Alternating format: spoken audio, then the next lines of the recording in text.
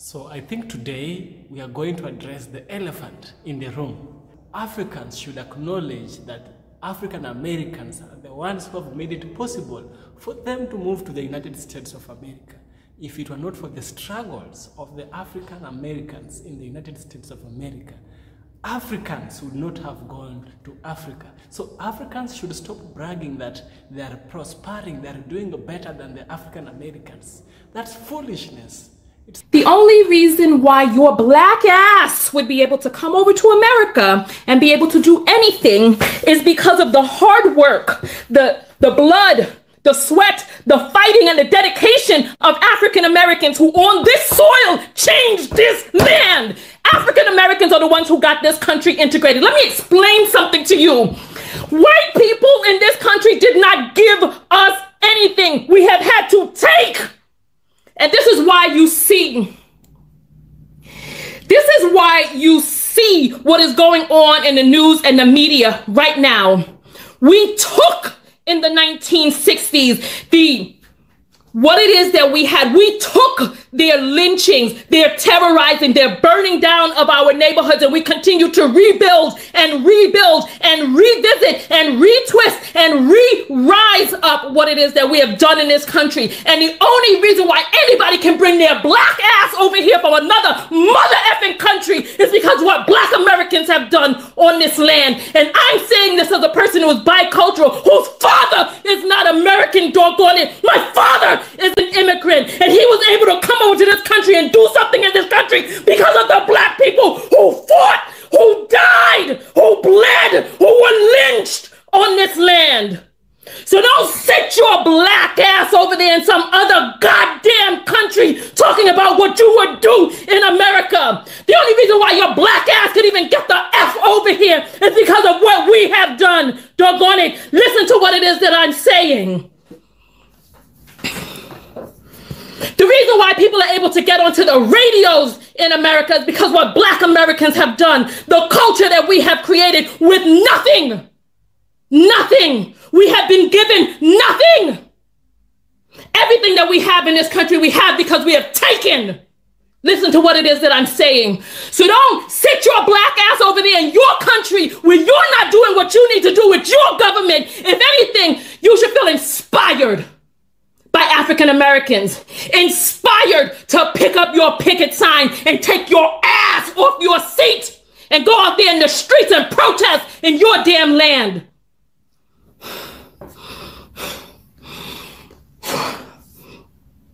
Listen to what it is that I'm saying, because I was over there in Nigeria. I walked the streets of Lagos, Abuja, and where was it that I was? It was not Owerri. I was in, I'll just say Igbo land. I walked the streets and I saw what it was and I saw what it was like. And I talked to Nigerians, and part of the issue is that there is a docility that exists inside of the average Nigerian that I spoke to. Had a complacency and a docility that exists in there when it comes to their government. And then, right? The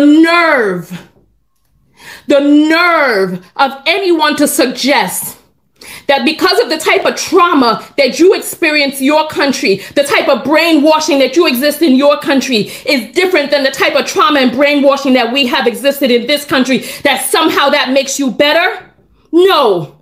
Part of the reason that Nigeria looks the way that it is right now is because Europeans ran roughshod over that country. Europeans ran roughshod over Nigeria. Took down your symbols and put up their own, implanted you with their religion, have you worshiping white skin. And then after they sucked and siphoned from the country enough, then they started implanting the leaders that they wanted, who would fulfill their white supremacist agenda. And so now you have government officials who don't give a good goddamn about the average Nigerian, because they take their money and they put their money abroad and they leave you there without lights 24 hours a goddamn day. Meanwhile, they got lights. I've been to Banana Island. I see what rich Nigerians live like. Speaking of which, if I were to come to Nigeria with my American mindset, I would be rich in Nigeria because I'm not from Nigeria and I don't have the same type of indoctrination that Nigerians have. So when you start trying to say that you will come over to America and do all this, that, and bravo, because you've been trained in a different way. If I went to listen, I was in Nigeria 3 weeks before I made it over to Banana Island. And when I spoke to one of my Nigerian friends, I didn't realize how difficult of a thing that is for the average Nigerian. So don't sit there and start talking about how you would do so much different. If anything, this is the time right now that we need to come together. Instead of being in your colonial programming and mindset, instead of that, release those shackles. Release those shackles and realize that what African Americans are doing and have done in this country is remarkable. It is revolutionary. We have changed this world, goddammit, because if it wasn't for African Americans, black people would still be in the goddamn zoo. Listen to what it is that I'm saying. Listen, we are all African. My ancestors were kidnapped Nigerians and kidnapped Ghanaians. We are all African, all of us. So don't be jealous because our ancestors were stolen and yours were left back there. Did you want to go through this here? Did you want to? Did you want to go? Listen, by the time slavery on this soil ended, there were 600,000 rape babies on this land. Listen to what it is that I'm saying. 600,000. That doesn't even count the amount of children that were fed to alligators. It doesn't count the amount of children from backbreaking work who were never born. 600,000 more. You want to know how many rapes have to exist for 600,000 of those to result in a pregnancy? And then under those hard conditions for it to result in the birth of a baby. You want to know how many rapes had to take place? Listen, don't be jealous because of what it is that we have done. I have a blue passport because my family was born on this God-forsaken land. And I am going to get everything that is due by my birthright of this nation, me. But I'm not going to discount the experience of another person who is more mentally enslaved than I am. I speak about this all the time. And you all know, listen, I love my Nigerian people. I do.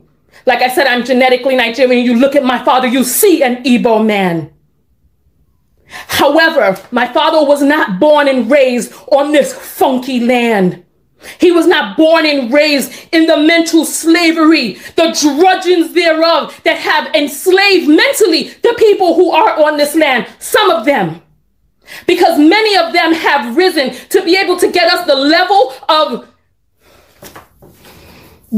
of human rights that we have now. And still, every 20 to 30 hours, a black person is murdered by the police in this country. And then you see we got effing vigilantes out there killing black people too. Karens harassing us when we just try to live. We got your bubbas and your rednecks hunting us down when we try to jog and exercise. We got hooded men who came by, poured gasoline on the things that we have built and burnt them to the ground. And we got more hooded men who put on badges every day, gavels in their hand, scalpels in their fingers, and steering wheels in their palms. We have policymakers in this country whose forefathers wore hoods and them who still have the hooded heart. And when I say hooded, I'm talking about the Klan, baby. Listen to what it is that I'm saying. So no, don't sit over there in some foreign land talking about what it is that you would do in America, because if you were born on this land entrenched in the funk and the foulness that exists on this land, you would be just as mentally enslaved, just as mentally entrained as the people who are here. So don't think that because your trauma is different than ours, that there's something better about your trauma. Because if anything, just the mere fact that you even dream, that you salivate of going to another land, shows and tells that there's something going on yours that needs to be fixed. So rather than going off and talking about all of the things that you would do in America, please do them in Nigeria. Fix your government, rise up, do whatever it is that you need to do on your land. It's time that we came together, and it's like there's so many people out there who are puppets and arbiters for white supremacy, puppeting racist ideals and racist ideas that they've been taught by the supremacist regime. And part of the issue is, and I'm going to say this and then I'm going to get out. I'm going to say this and then I'm going to jump off the video.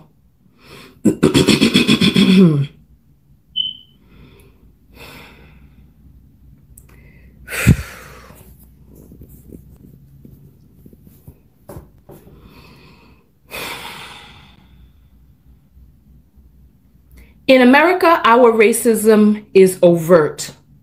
They try to dog whistle it every once in a while, but it's overt. You can see from the numbers, you can see from the way Black people are treated. It's overt here.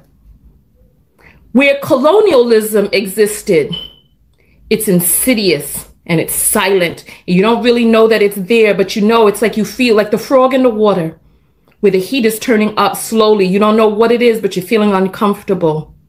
So that it's so much easier for you to sit on the internet and talk about what you would do in America, fantasizing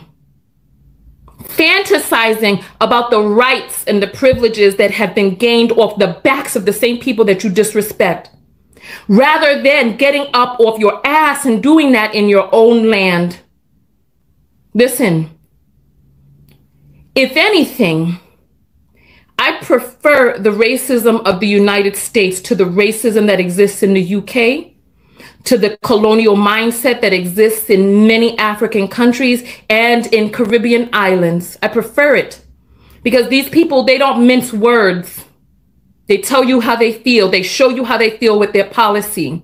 Meanwhile, in other countries, it's silent and deadly because you're sitting there. Listen, we talked about this when I was in Nigeria.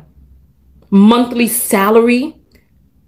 What was the monthly salary when we talked? $150 per month? 150 US per month in Nigeria. I think the salary was $30 a week. I was at a hotel where I was spending $160 a day.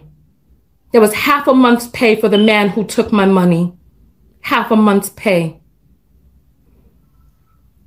This is not stuff that I am theorizing about. This is stuff that I have seen. So it's like, yes, people think that we complain and that we moan and bemoan. People think that we are dissatisfied and we're always complaining and we're harping and this, that, and the other. That's because there's inequality.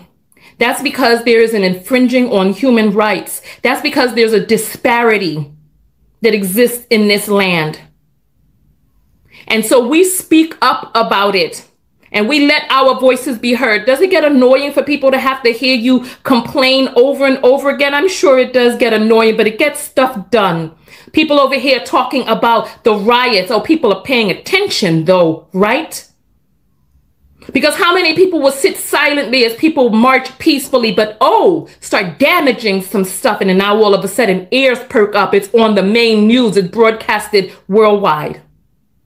So yes, listen, instead of sitting there salivating about what's going on and the opportunities that were created in other countries, listen, go do your damn research.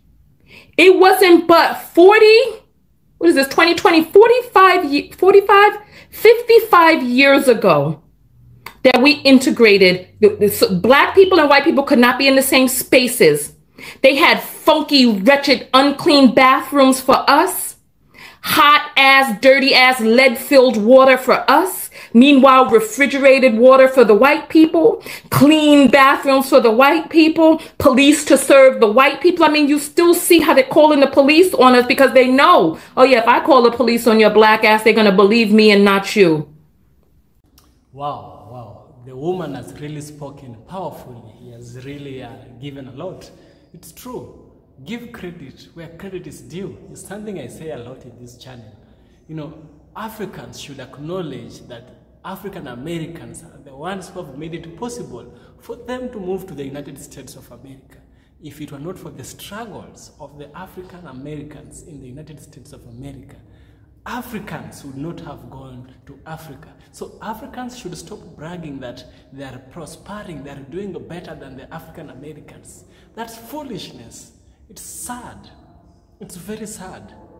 Another thing that I noticed with the conversation sister was making is that Christianity is not a white man's religion. Christianity is not a religion of the people from Europe. Christianity was there even before the missionary came. We have the Ethiopian Bible, one of the oldest Bible. If you read the book of Isaiah, you are told about people moving from Ethiopia. If you read the book of the apostles, of the saints, Saint Luke, Saint who and who, you are told that there was an Ethiopian eunuch. You are told this and that. Philip had met somebody called the Ethiopian eunuch. The queen of the south, the Queen Sheba, was from Ethiopia. So Christianity is not a white man's religion. The white man just inherited and adopted it. It's not. It's been there since the white man came here. But what the sister said is really powerful. African Americans are the ones who've made it possible for Africans to move there. So Africans, we shouldn't feel jealous because they have a blue passport. A Nigerian shouldn't feel bad against, should be jealous against a black American because of the blue passport they have. Nigeria has one of the weakest and one of the strictest passports in the world. A Nigerian will have a lot of challenges, questions to ask in the immigration when they're getting into a country. Why is that? Why is that? Because of their, you know, what they do, everything that they do. But this woman who is holding a blue United States of America passport has earned it. A Nigerian or any other African, if he wants that passport, they should pass through the same things that the grandfather, the great-grandfather of this woman had passed through. So it's true, and I acknowledge what the sister said. But the part I don't agree is the part of Christianity. Christianity is not a white man's religion. Christianity was in Africa before the white man came here.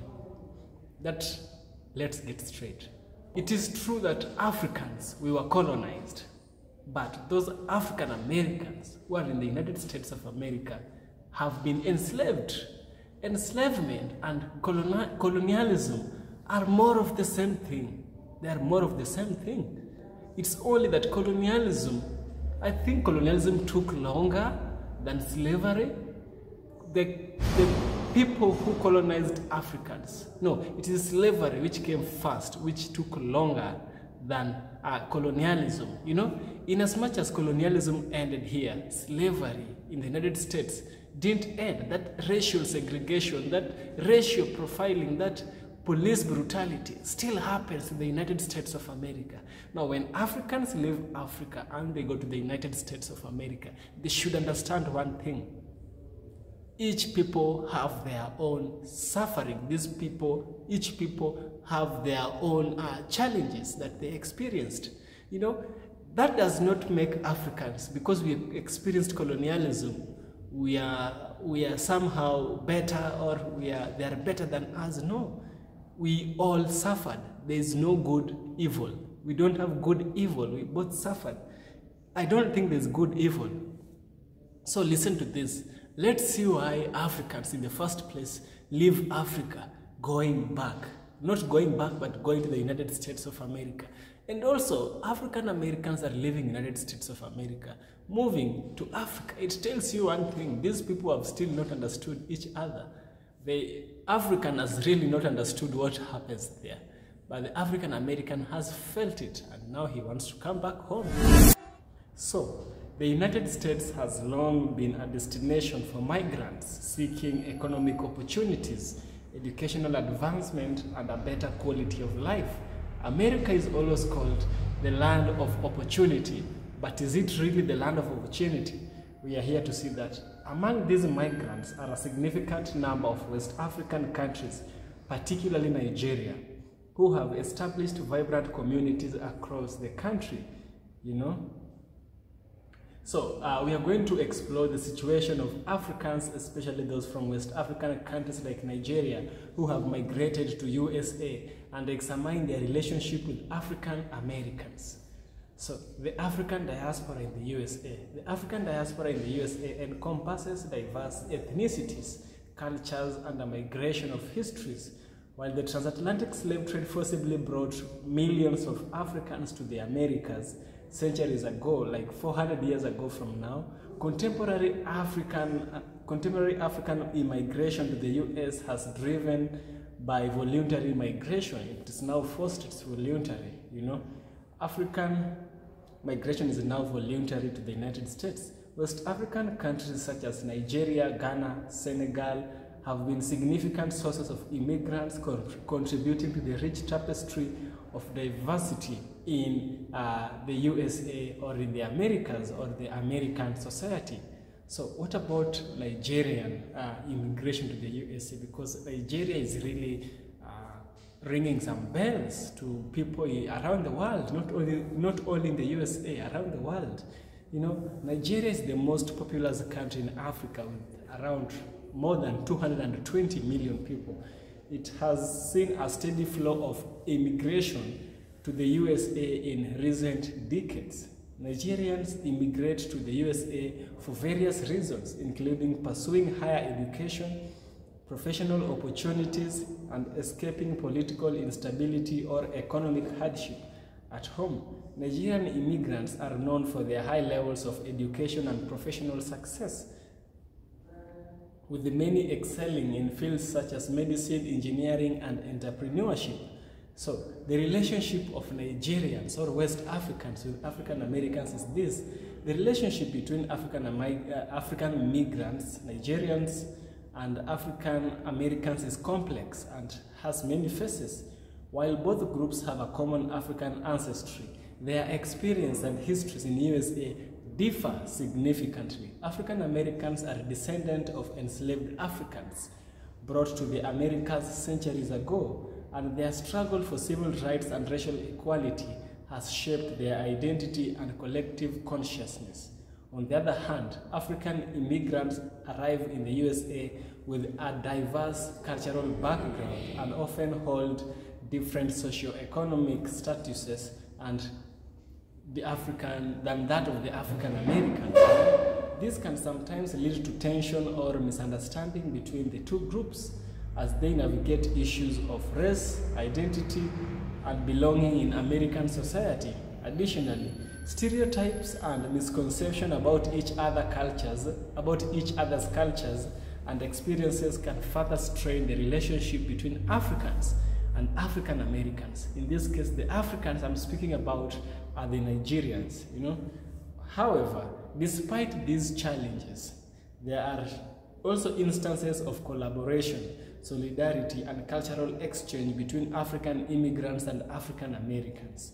Many African immigrants actively engage with African American communities through social, cultural, and religious networks, contributing to the richness and diversity of Black culture in the USA. Moreover, shared experiences of racism and discrimination often serves as an unifying force, fostering bonds of empathy and mutual support between the two groups. The situation of Africans, particularly those from West African countries like Nigeria, who have migrated to the USA, is characterized with both challenges and opportunities. While their relationship with African Americans may be complex at some times, it is also marked by resilience, cultural exchange, and shared struggles as both groups continue to contribute to the fabric of American society. It is essential to foster understanding, dialogue, and cooperation to build stronger, more inclusive dialogue and cooperation to build stronger and more inclusive communities that honor the diverse experiences and contribution of all members of the African diaspora.